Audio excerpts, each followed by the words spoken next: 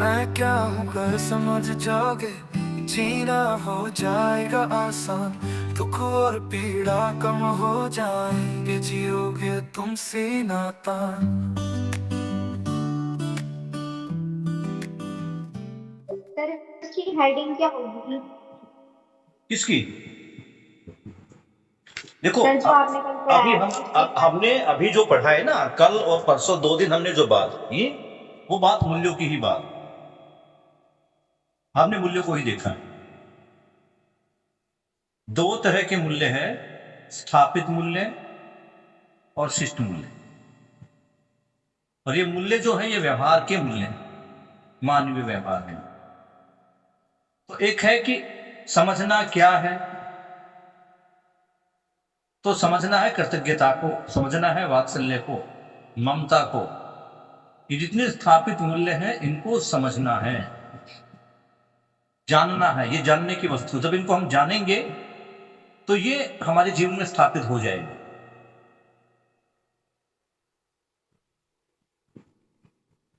स्थापित कहां पर कैसे हो रही, इसको भी देखें। अभी हम 4.5 क्रिया में हैं। तुलन की क्रिया आधी काम कर रही है, उसमें हम प्रिय हित लाभ ही देखते हैं, और ये भी समझ पा रहे हैं कि सारा अटकाव यहीं पर। अटकाव इन द सेंस कि आदमी इससे आगे बढ़ ही नहीं रहा। अभी वो जीवन को समझा ही नहीं, 4.5 क्रिया में लगा हुआ। अब आगे जब देखते हैं तो हमें क्या करना है। अभी जो प्रिय हित लाभ है उसको सिर्फ लेना है न्याय धर्म सत्य में, लेकिन समझ में भी तो आना चाहिए ना।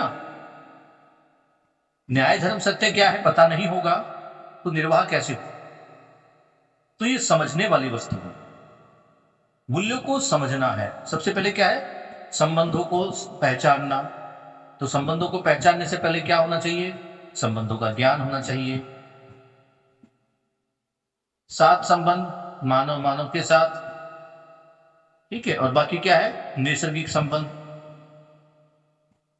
बाकी की जो 3 अवस्थाएं हैं उनके साथ संबंध।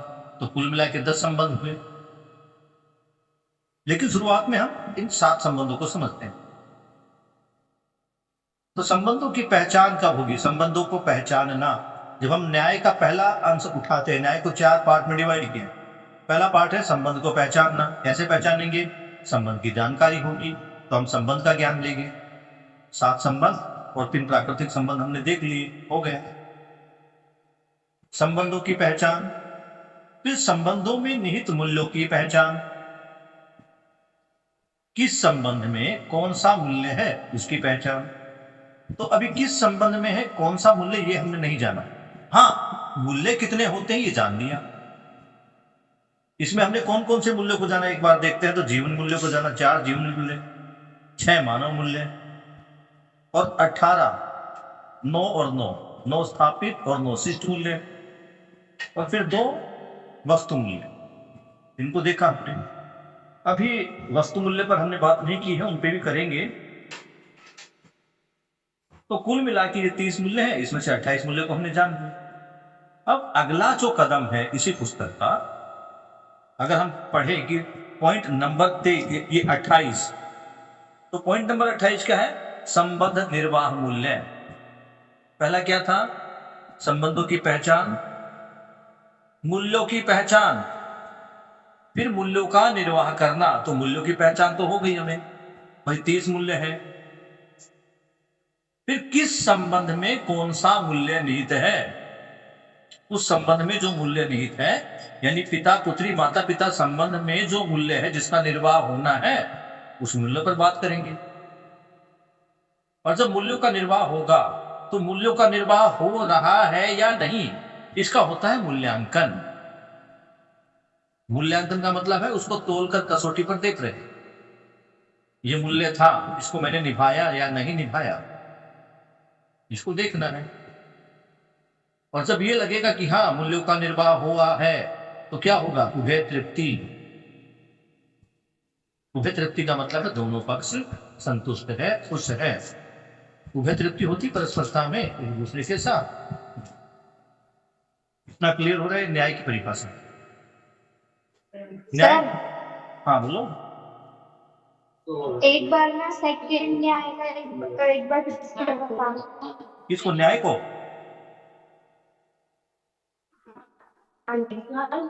पहला, संबंधों की पहचान। लिख लो सभी बच्चे जिसने नहीं लिखा। वैसे मैं पहले ऑलरेडी इसको 2 बार लिखवा चुका हूं, लेकिन नहीं ध्यान है, दोबारा लिखना चाहते हैं फिर लिख लो। संबंधों की पहचान, संबंधों में निहित मूल्यों की पहचान, जो हम 28वें पॉइंट में पढ़ेंगे।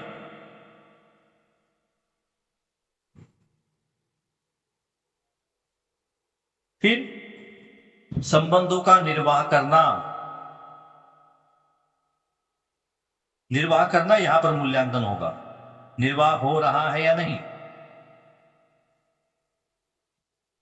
और ये कब पता लगेगा कि निर्वाह हो रहा है या नहीं? ये तब पता लगेगा जब हम पॉइंट नंबर 28 को पढ़ेंगे और यहां ये क्लियर हो जाएगा कि किस संबंध में किस मूल्य का निर्वाह होना है। हम उसी संबंध में उस मूल्य को जांच कर देख लेंगे हो रहा है या नहीं। और फिर अगला है 9 इसका न्याय का चौथा पॉइंट, वो है उभय तृप्ति। 4 पॉइंट हो गए क्लियर।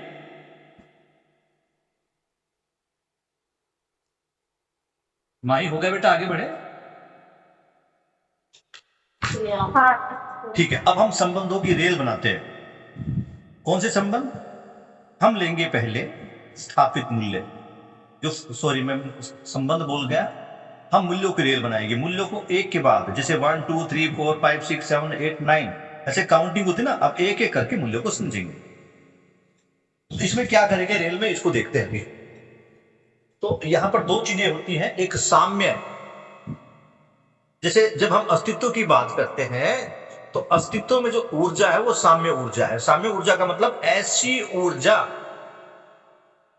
जो सबको समान रूप से प्राप्त है, किसी को कम या ज्यादा नहीं।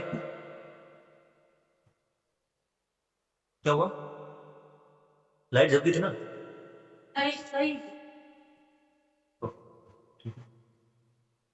समझे बेटा जी? तो साम्य का मतलब है, जैसे व्यापक में जो ऊर्जा है, व्यापक की अपनी कोई ऊर्जा नहीं है, लेकिन व्यापक में जो भी कुछ है वो सबको समान रूप से प्राप्त होता है, इसलिए उसको बोलते हैं सापेक्ष ऊर्जा। और साम्य का मतलब है जो सब में है। तो एक मूल्य ऐसा है जो सभी मूल्यों में है। जैसे हमारे पास 1 होता है, 1 इंडिविजुअल तो है, लेकिन 2 में भी 1 शामिल है, 3 में भी ये 1 शामिल है, इस 4 में भी ये 1 शामिल है, और 5 में भी ये 1 शामिल है। अब चाहे हम 100 तक काउंटिंग कर दे, करोड़ तक काउंटिंग, मिलियंस बिलियन तक काउंटिंग कर दे, ये 1 तो रहेगा। समझ पाए? Yes sir. तो जिस प्रकार काउंटिंग में 1 शामिल रहता है तो 1 को हम साम्य बोलते हैं। इसी प्रकार जो समान मूल्य है ये साम्य मूल्य है। क्लियर है? जो भी मूल्य है, स्नेह, स्नेह में विश्वास शामिल ही है, कृतज्ञता, कृतज्ञता में विश्वास शामिल ही है। कोई भी मूल्य उठाओ, 9 शिष्ट मूल्यों में, 9 ये स्थापित मूल्य में कोई भी मूल्य उठाओ, उसमें ये जो विश्वास है ये तो होना ही है। ठीक है, बेस हो गया, आधार। इसको साम्य बोल ले, आधार बोल ले, हम इसको ऐसा आधार ही लेके चलते हैं अभी, साम्य लेके चलते हैं, एक ही बात। फिर एक होता पूर्ण मूल्य। पूर्ण मूल्य का मतलब है ये अपने आप में कंप्लीट मूल्य है। जैसे विश्वास हर मूल्य में समाया था, इसी प्रकार इस पूर्ण मूल्य में सारे मूल्य समाहित हैं। जब हम इसको बोलते थे इसका मतलब इसके अंदर सारे मूल्य आ गए। तो पूर्ण मूल्य कौन सा है, लिख लो आप अभी। जो 9 हमने स्थापित मूल्य लिखे, इसमें पहला है साम्य मूल्य। तो साम्य मूल्य बराबर विश्वास। जैसे हम कहते ना कण कण में भगवान, तो मूल्य मूल्य में विश्वास, हर मूल्य में विश्वास। और फिर हम क्या बोलते हैं, पूर्ण है अपने आप में, ये पूरा कंप्लीट है, इसको घटाया या बढ़ाया नहीं जा सकता। तो यानी इसी में सब कुछ, कण कण में व्यापक और व्यापक में कण कण, ये समझ रहे थे ना, इसको वही से कनेक्ट कर रहे हैं अभी। तो हर मूल्य में विश्वास और पूर्ण मूल्य में ये सारे 9 के 9 मूल्य। पूर्ण मतलब कंप्लीट होना, तो पूर्ण मूल्य है प्रेम। तो अब जो हमारी यात्रा होगी, जो रेल चलेगी मूल्यों की, वो विश्वास से प्रेम तक चलेगी। ठीक है, अब इसको ये मान ले कि सबसे पहले नंबर पर 9 मूल्यों में सबसे पहले नंबर पर विश्वास, उसके बाद क्या चलेगा हमारा प्रेम, लास्ट तक। और ये ध्यान रखना, जब जैसे हम आगे बढ़ते हैं, 1 के बाद 2, तो 2 में 1 और 2 दोनों शामिल है। 3 में 1, 2, 3 तीनों शामिल है। इसे बोलते गुरु मूल्य में लघु मूल्य का समाना। तो 1 नंबर पे है वो सबसे लघु, फिर उससे बड़ा, उससे बड़ा, उससे बड़ा, उससे बड़ा। समझ पा रहे हो मैं क्या समझाना चाह रहा हूं? Yes sir. 1 में 1 भी शामिल है, और 10 में 1, 2, 3, 4, 5, 6, 7, 8, 9 सारे शामिल हैं। ऐसे ही अब बात करते हैं, सबसे पहले आता है विश्वास। विश्वास का मतलब है कि हम सब समान हैं, कोई भी जानबूझकर गलती नहीं करता, सब अपना भला ही चाहते हैं, सब सुख ही चाहते हैं। बस फर्क इतना है, किसी को सुख पता है, किसी को नहीं पता। जिसको पता है वो संतुष्टि के साथ आगे बढ़ता है, समाधान के साथ आगे बढ़ता है। जिसको नहीं पता वो वही सुविधा संग्रह में लगा हुआ। तो जो सुविधा संग्रह में लगा हुआ है, खुश तो वो भी होना चाहता है, समाधान तो उसको भी चाहिए, लेकिन समाधान क्या है, कहां है, उसको नहीं पता। इसलिए उसके साथ पूरक हो जाना, ये विश्वास करके कि ये भी समझना ही चाहता है, और उसकी जागृति में सहायक हो जाना, ये है विश्वास। बाबा जी ने क्या लिखा विश्वास के बारे में, कल हमने पढ़ा था, उसको आप पढ़ भी लेना, किताब में है कि संबंध निर्वाह की निरंतरता। तो अभी हम तो इसको अपने उसके ले रहे हैं, बाबा जी ने लिख दिया, अब हम इसको कनेक्शन ले रहे हैं। तो कनेक्शन में क्या, सबसे पहले ये जान लेना कि मैं भी माना, तू भी माना, तू भी सुखी होना चाहता है, मैं भी सुखी होना चाहता हूं, तू भी मुझे परेशान नहीं करना चाहता, मैं भी तुझे परेशान नहीं करना चाहता। इतना ही समझ में आने का मतलब है हर प्रकार के झगड़े का समापन हो जाना। तो जब भी विश्वास आता है कि ये भी मानव है और मैं भी मानव हूं, और ये मेरा बुरा नहीं चाहता, तो क्या होगा, उसके प्रति सम्मान आ जाएगा। सम्मान का क्या मतलब है, जो जैसा है वैसा दिखने लगे। यहां मैं खड़ा हूं, कौन मुझसे ऊपर है मैं उसका अवलोकन कर रहा हूं, कौन मुझसे नीचे है मैं उसका मूल्यांकन कर रहा हूं, एक कड़ी के रूप में काम कर रहा हूं। और मुझे बनना कैसा है, मुझे किसके कदमों पर चलना है, वो जो ऊपर है, जो मुझसे श्रेष्ठ है। तो मैं अपने श्रेष्ठ का सम्मान कर रहा हूं, किस रूप में, कि मुझे भी वैसे बनना है। जो जैसा है उसका मूल्यांकन वैसा कर पा रहा हूं। बड़े का तो मूल्यांकन नहीं कर पाता, लेकिन उसका अवलोकन मैं कर पा रहा हूं। और मूल्यांकन में यहां अपने आप को जब देखता हूं तो पाता हूं कि मुझसे तो श्रेष्ठ है, ये मुझसे श्रेष्ठ है, इसी का अवलोकन होगा। तो क्या आया कि भैया मेरा इस पर विश्वास है कि ये मेरी जागृति में सहायक है, ये भी खुश होना चाहता, मैं भी खुश होना चाहता हूं, ये मुझे परेशान नहीं करना चाहता, जो भी कुछ कर रहा है अपने सुख के लिए कर रहा है, इसलिए सम्मान बढ़ता है। वो जैसा है वैसा मुझे दिखने लगता है। और जब मैं उसकी जागृति में सहायक होता हूं और वो मेरी जागृति में सहायक होता है, जो गुरु है वो मेरी जागृति में सहायक होता है, और जो मुझसे लघु है मैं उसकी जागृति में सहायक होता हूं, तो हमारा आपस में एक दूसरे के साथ एक संबंध स्थापित होता है। किस प्रकार का संबंध होता भैया, यहां जो गुरु है उसका मैं शिष्य बन गया, और जो मुझसे छोटा है उसके लिए मैं गुरु का काम कर रहा, तो संबंध यहां पर स्थापित हो गया। इसको बोल दिया हमने स्नेह। स्नेह का मतलब ये संबंध को पहचानना, संबंध समझ में आना कि हर इकाई के साथ मेरा संबंध है। अभी इकाई को साइड में कर दिया, हर मानव के साथ मैं संबंध समझ पा रहा हूं। किस रूप में, या तो वो मुझसे एक कदम नीचे है या मुझसे एक कदम ऊपर है। ऊपर वाले के पद चिन्हों पर चलना है। कौन से पद चिन्ह है, जागृति वाले। ज्ञान वाले। अभी हम क्या कर रहे हैं? अभी भी हम ऊपर वाले पद को ही प्राप्त करना चाहते हैं, लेकिन कौन सा ऊपर वाला? जिसके पास धन ज्यादा है, जिसके पास शिक्षा ज्यादा है, जिसके पास शोषण ज्यादा है। अब समझ के पश्चात क्या होगा? मैं उसके पद चिन्हों पर चलूंगा जो जागृति की तरफ बढ़ रहा है। मैं अगर अपने श्रेष्ठों के रूप में देख पाऊं तो महेंद्र भैया, सुमेर भैया, परमवीर भाई को भी मैं श्रेष्ठ ही मानता हूं, मेरे है ही श्रेष्ठ। और हम जितने साथी हैं, हम क्या कर रहे हैं? अब अपने अंदर देखता हूं तो आप, जब आप लोगों के साथ देखता हूं तो आप मुझसे एक ही कदम पीछे, ज्यादा नहीं।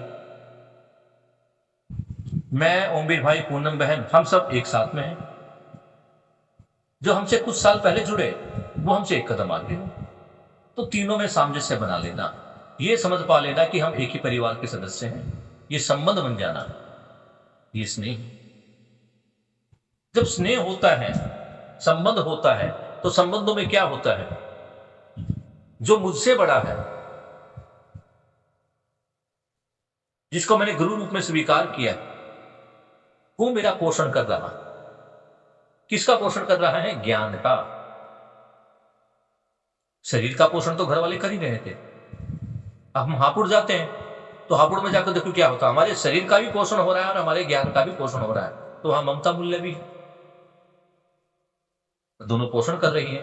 दूसरी तरफ हम यहां 1 घंटे के लिए बैठते हैं, तो जितना मुझसे कुछ बन पाता है, हालांकि बहुत कम है ये, आप लोग बहुत प्रयास कर रहे हैं, जितना मुझसे बन पाता है मैं आपका पोषण कर रहा हूं। किस चीज का पोषण कर रहा हूं? ज्ञान का पोषण कर रहा हूं। यह तो हापुड़ की तरह भंडारा चलेगा नहीं।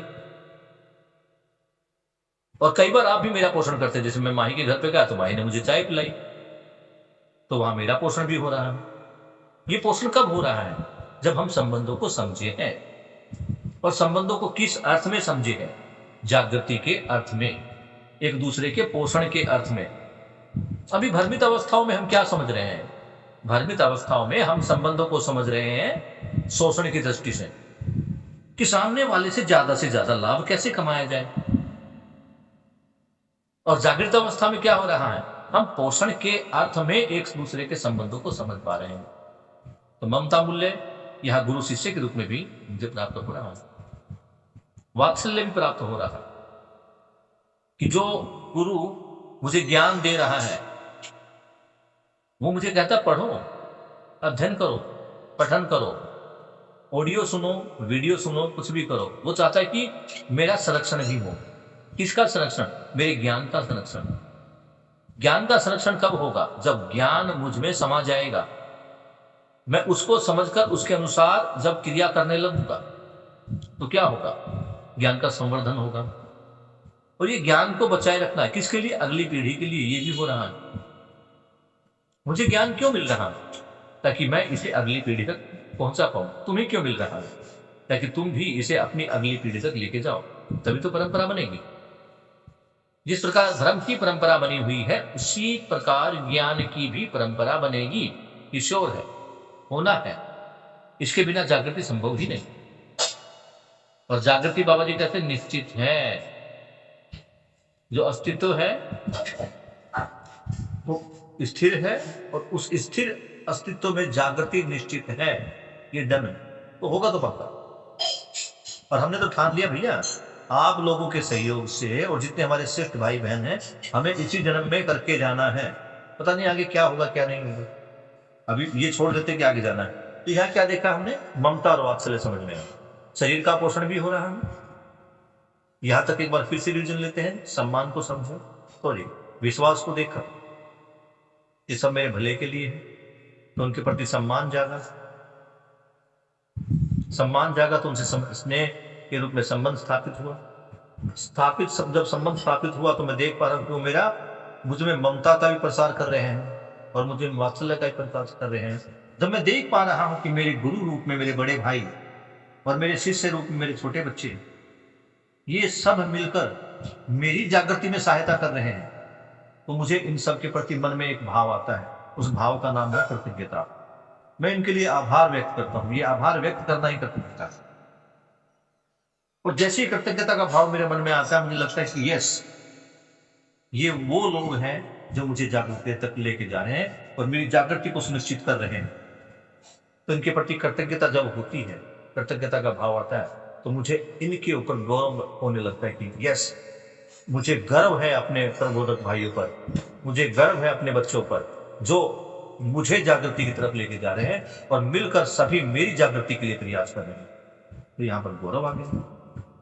और जैसे गौरव का जैसे गौरव का भाव मेरे हृदय में, मन में आएगा, मैं इसको स्वीकार कर पाऊंगा। तो यहाँ पे क्या बात आएगी?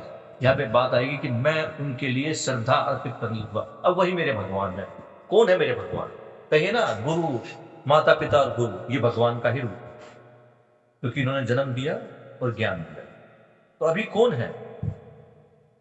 मैं देख रहा हूं कि अब पिछले दिन जब हमारी मीटिंग हुई थी, तो वहां पर पूनम बहन खाना बना के लाई, तो शरीर का तो पोषण कर रहे हैं, और सारे भाई वहां बैठे हुए थे, वो सब ज्ञान का पोषण कर रहे थे।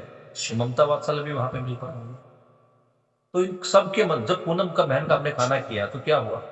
गर्व है ऐसी बहन पर जो सबके लिए खाना बना के लाई, मेरी जागृति में सहायक हो रही है, मेरा पेट भर रही है आज के दिन। तो अब क्या होगा? उनके प्रति श्रद्धा आएगी। तो कहते ना, हमने उनका नमक खा लिया, तो श्रद्धा आ गई। जैसे ही श्रद्धा आएगी, अब मूल्य पूर्ण होने वाला है। क्या पूर्ण होने वाला है? प्रेम। अब क्या है? जिसके प्रति मैं श्रद्धावान हो रहा हूं, उसमें और मुझ में कोई फर्क नहीं है। जितना प्यार स्नेह मैं अपने आप से कर पा रहा हूं, उतना उससे भी कर पा रहा हूं। सबके लिए अब मेरी दृष्टि में प्रेम पूर्वक मैं सबको देख रहा हूं। सब मुझे एक नजर आ रहे हैं, जागृति की तरफ लेके जाने वाले भी, और जो मेरे साथ जागृति में सहायक है वो सब। ये चारों अवस्थाएं, प्रकृति का हर एक मानव मुझे अपना नजर आने लगता है। मेरी दृष्टि ओपन होती, लगता कि ओह, मैं ही भ्रमित अवस्था में था, ये सभी तो मेरा भला ही चाहते थे। आज भी अगर तुम अपने मन से अपने विकारों को हटा दो, लड़ाई झगड़ों में से अपनी गलतियों को स्वीकार कर लो, जीना इतना आसान हो जाता है। तब पता लगता है यार, ठीक है, मेरी अकेले की गलती नहीं, मतलब उसकी अकेले की गलती नहीं थी, मेरा भी तो कुछ प्रयास रहा। तो अभी हमने विश्वास से लेकर प्रेम तक की यात्रा की। ये सब कुछ समझ में आ रहा बेटा? एक एक मूल्य को मैंने एक्सप्लेन किया। हो पा रहा है इतना?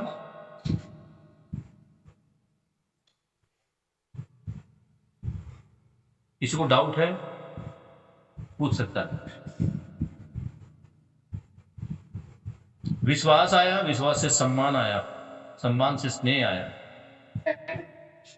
स्नेह से ममता, वात्सल्य, कृतज्ञता, कृतज्ञता के बाद गौरव, श्रद्धा और प्रेम। कौन बोल रहा है?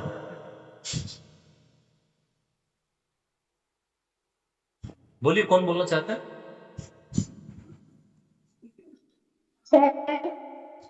हाँ माही बोलो।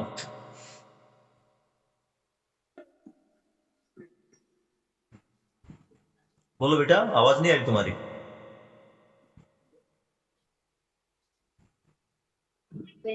सर मैं बोलूंगी तो 8 ही हो ना टोटल?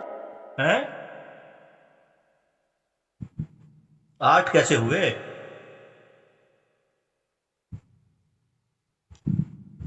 कैसे हुए 8? इसको देखते हैं।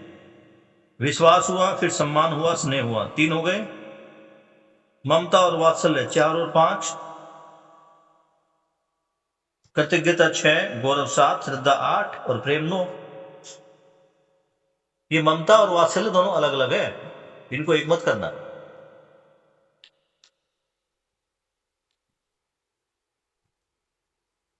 पुस्तक तुम्हारे पास है या नहीं है माही? किताब है? है सर। उसमें देखो। अच्छा ठीक है। बाबा जी ने जो कर्म दिया वही कर्म सही है। मैंने आपको समझाने के लिए इसको थोड़ा सा पिरोया। क्लियर है? आगे बढ़ते हैं। संबंध निर्वाह मूल्य। अभी ये तो हम समझ चुके हैं कि हर संबंध में विश्वास मूल मूल्य या साम्य मूल्य। तो 7 संबंध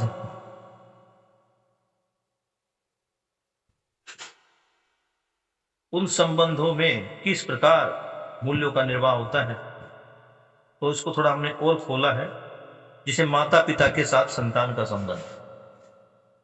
इस संबंध को हम दो तरह से देखते हैं, माता पिता के साथ संतान का संबंध और संतान के साथ माता पिता का संबंध। तो पहले हम क्या देख रहे हैं, माता पिता के साथ संतान का संबंध, संतान की नजरों में माता पिता का। तो इसमें क्या शामिल है, विश्वास। हर एक बच्चे को अपने माता पिता पर क्या है, विश्वास। और विश्वास तो हम कह चुके कि हर संबंध के मूल में विश्वास है। ये जो 7 संबंध दिए गए ना, और प्रकृति के साथ भी जो 3 संबंध और है, इन 10 संबंधों में सबसे पहले जो खड़ा है वो खड़ा है विश्वास। विश्वास के बिना कुछ नहीं। तो क्या है, विश्वास का निर्वाह और उसकी निरंतरता। मुझे अपने माता पिता पर कृतज्ञता का भाव कब होगा, जब मुझे विश्वास होगा क्या, कि जो भी कुछ कर रहे हैं मेरी जागृति के लिए कर रहे हैं, ये विश्वास। तो इससे क्या होगा, इससे कृतज्ञता आएगी, गौरव आएगा, श्रद्धा आएगी, प्रेम आएगा, और इनके जितने भी शिष्ट मूल्य हैं वो सबके साथ समाहित है। सरलता, सौम्यता, अनन्यता, ये सब आएगी। तो ये जो 7 मूल्य इसमें हमने लिखे, बल्कि 8 है, क्योंकि विश्वास के साथ भी होता है सरलता वाला। तो आप इसको लिखना चाहे तो लिख सके, नहीं तो किताब में है, इसका फोटो भी भेज दूंगा तुम्हारे, इसको केवल अभी समझना। तो माता पिता संबंधों में सबसे पहले जो जरूरी है वो है विश्वास होना, कि मेरे माता पिता जो भी कुछ कर रहे हैं मेरे लिए सही कर रहे हैं। कई बार भ्रमित अवस्था में या संवेदनाओं में बहकर मैं उनकी बात नहीं मानता, मुझे बुरे लगने लगते हैं। और इस उम्र में खासकर होता है, माँ बाप कुछ कहते हैं, बच्चे कुछ कहते हैं, दोनों के बीच में कुछ होता नहीं, झगड़ा होता है, फिर एक इधर एक उधर, और बीच में दोनों संबंधों के बीच में दीवार। कारण विश्वास की कमी। और विश्वास की कमी किसी एक तरफ नहीं है, दोनों तरफ है। माता पिता को ये लगता है भैया कि मैं बच्चों का सही चाह रहा हूं, इसलिए मैं इनके साथ ऐसा कठोर व्यवहार कर रहा हूं। बच्चों को लगता है कि हमारे को समझते नहीं है, हमारे इमोशंस की कोई कीमत नहीं है, हमें आदमी ही नहीं समझते, इसलिए हमारे साथ इतना शक्ति वाला व्यवहार कर रहे हैं, इनको शायद अपनी कमाई का रूप ये लगता है। ये भ्रमित अवस्था में, हमें तो लगता था, आपका पता नहीं।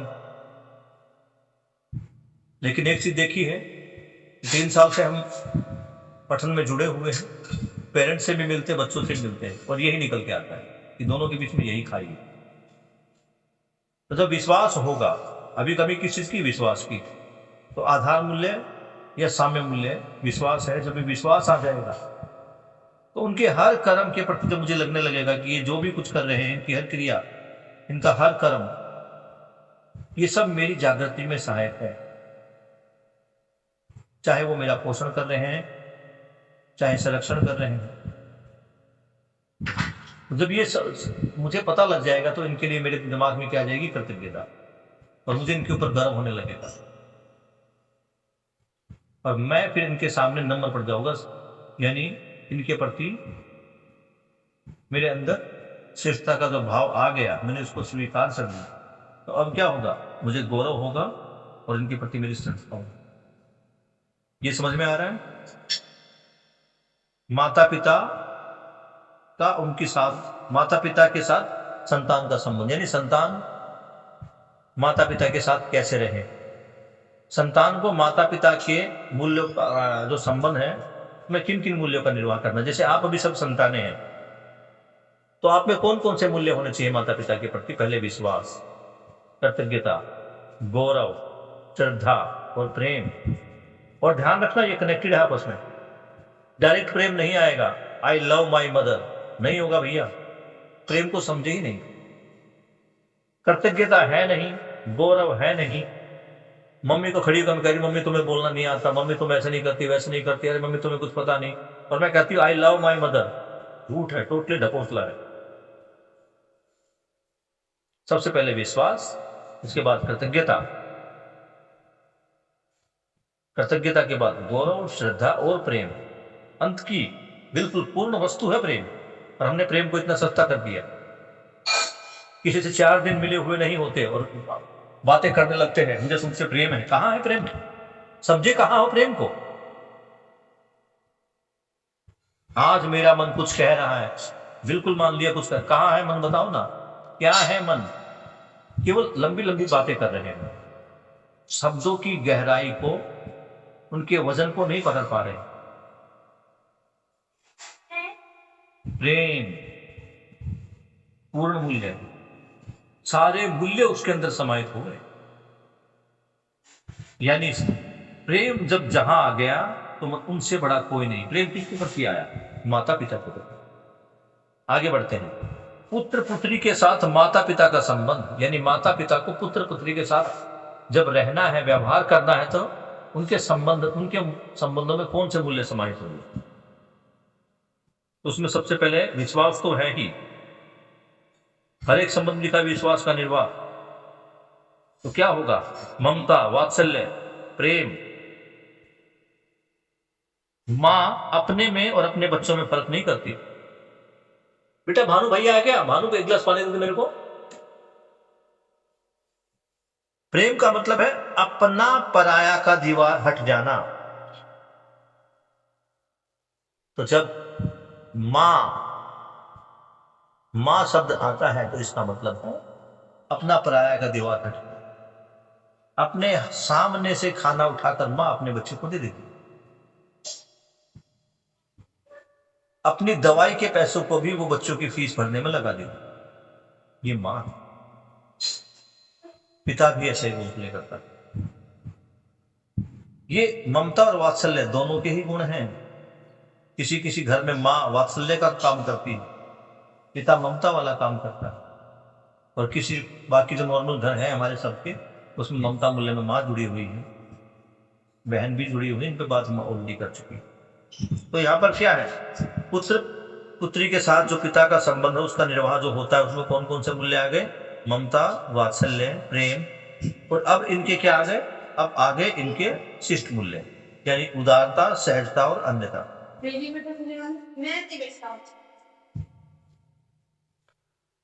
जाओ बेटा जी, बाय।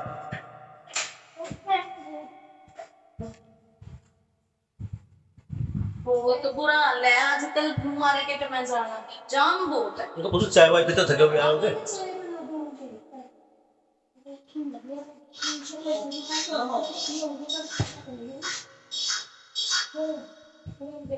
आगे बढ़ते बेटा। अब क्या है? अन्यता भाव वस्तु सेवा समर्पण के रूप में वर्तमान होना। वर्तमान होने का मतलब आज की, हमेशा हमेशा। क्या? वस्तु और सेवा समर्पण। माँ बाप जब तक उनके शरीर में जान है वो वस्तु और सेवा समर्पण में लगे रहते हैं। ये तो माँ बाप से बता। बुढ़ापे में जब हमारे बच्चे ही मम्मी पापा के समान हो जाते हैं और हमारा बच्चों की तरह ध्यान रखते हैं, तो निरंतरता किस रूप में आ गई? सेवा भाव में। वो वस्तु और सेवा की जो निरंतरता है, उनकी उपलब्धि, उनका समर्पण, वो निरंतर चलते रहता है। कभी मैं पिता रूप में, कभी कल को मेरा पुत्र ही मेरे पिता रूप में होगा, क्योंकि मुझे ज्ञान भी देगा। आज जो नई कंप्यूटर एजुकेशन आई है, कौन समझाएगा भैया मुझे? मैं तो पुराने जमाने का पढ़ा हूँ, ये मेरे बच्चे ही करवा रहे हैं। वे व्हाट्सएप, गूगल की कई फीचर्स मुझे मेरे बच्चे बताते हैं, हालांकि मैं खुद डिग्री डिप्लोमा मेरे पास कंप्यूटर में भी है, लेकिन कुछ बहुत सारी चीजें हैं जो मुझे बताते हैं। तो इसमें क्या है?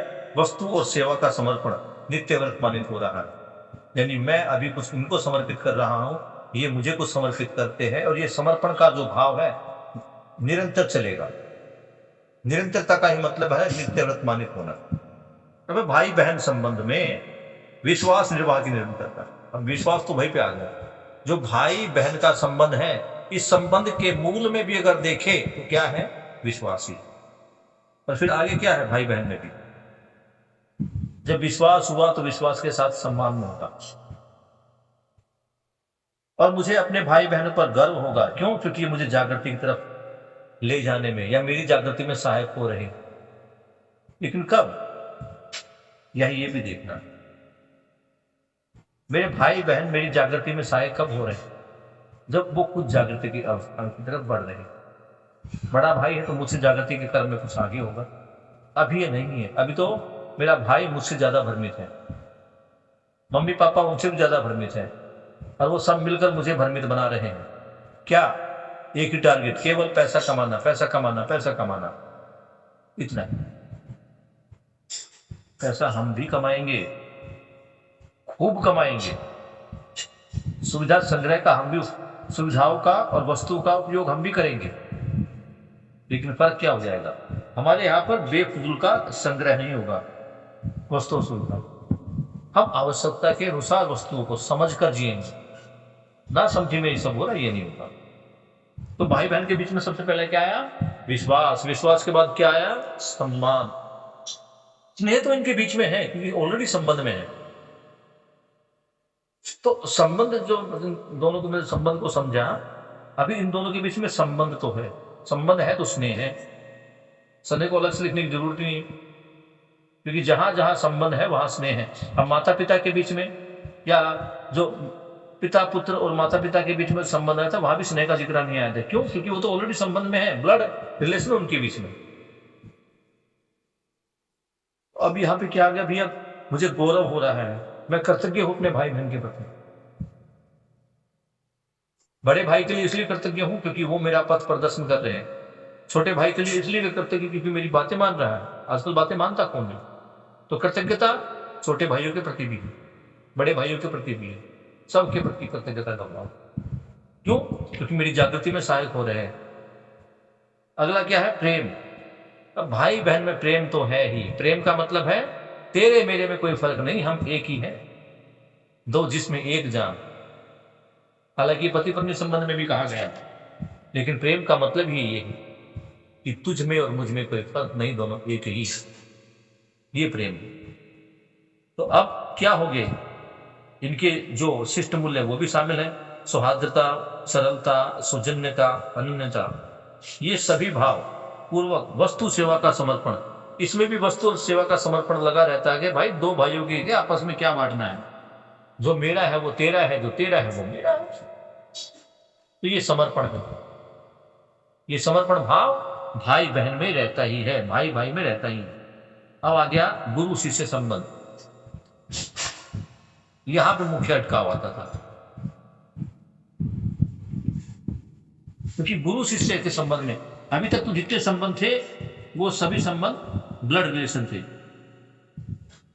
अब कौन सा आ गया? अब आ गया गुरु शिष्य संबंध। दोनों अलग अलग परिवारों के भी हो सकते, एक ही परिवार के भी हो सकते। बाबा जी के संदर्भ में तो एक ही परिवार में सारे गुरु ही इनके परिवार में थे, तो वहां तो विश्वास होना ही था। अब सामने वाले पर मैं विश्वास कैसे करूं, जो मुझे ज्ञान दे रहा है? तो सबसे पहले ये देखना पड़ेगा, अभी भ्रमित अवस्था से जब हम जागृति की तरफ जा रहे हैं तब की बात। जब सब जागृति में ही आ जाएंगे तो ये भ्रम भी समाप्त हो जाएगा। वहां विश्वास उनमें गौण हो जाएगा, उसमें हो जाएगा।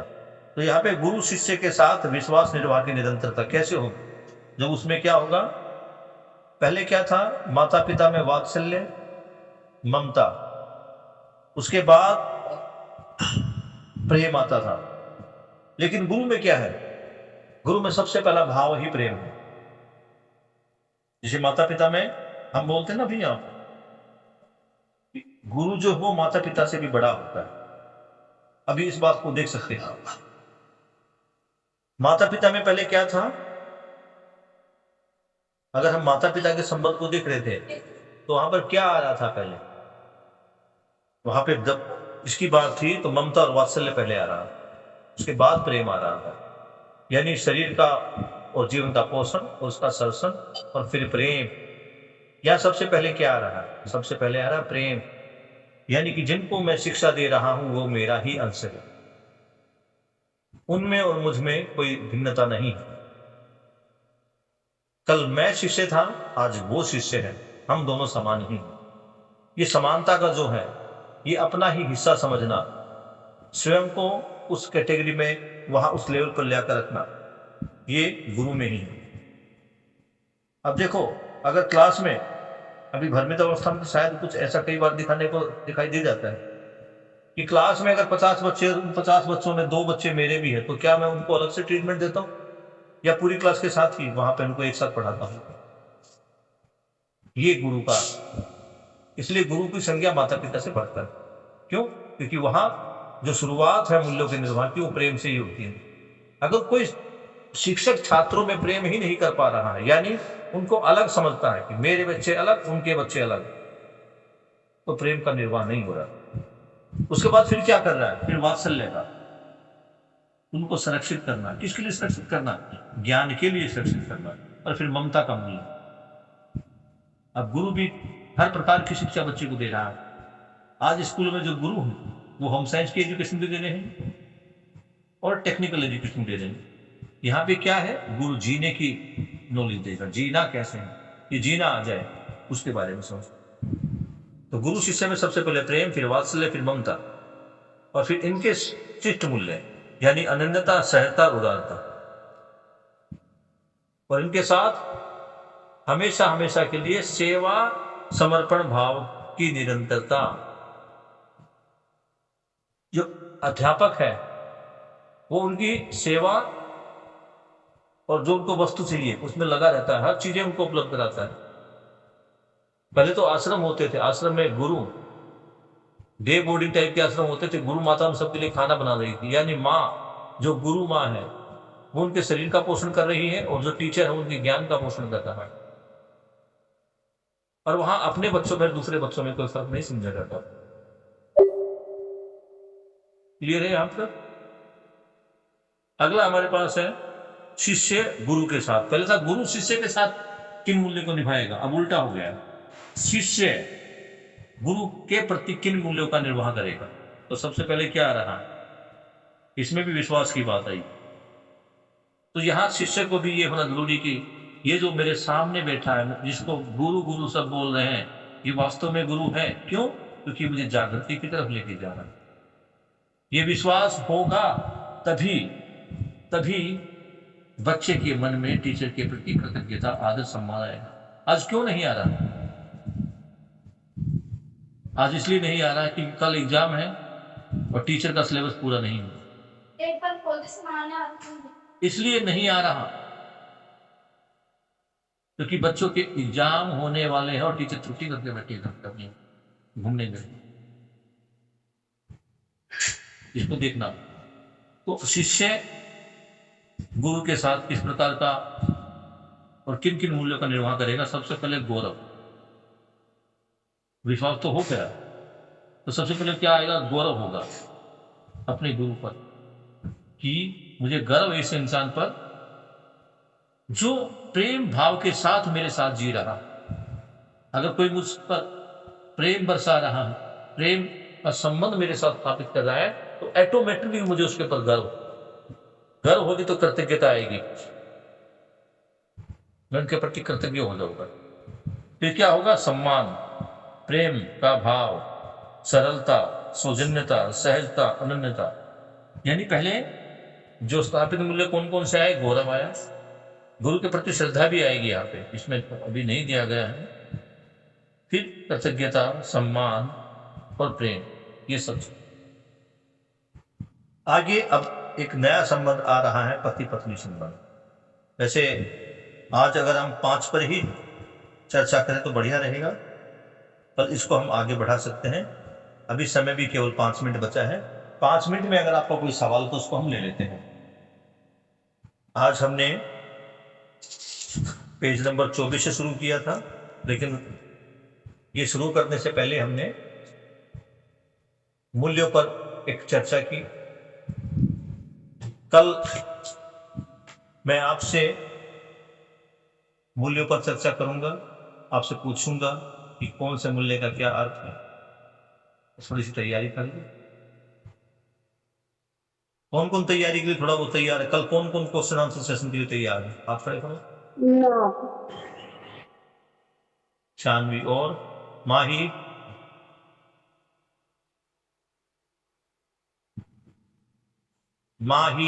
क्या तुम तैयार हो कल क्वेश्चन आंसर के लिए? क्योंकि क्वेश्चन आंसर के लिए क्या होगा बेटा, जो डाउट है वो क्लियर हो जाएगा। हाँ गरम, हाँ गरम।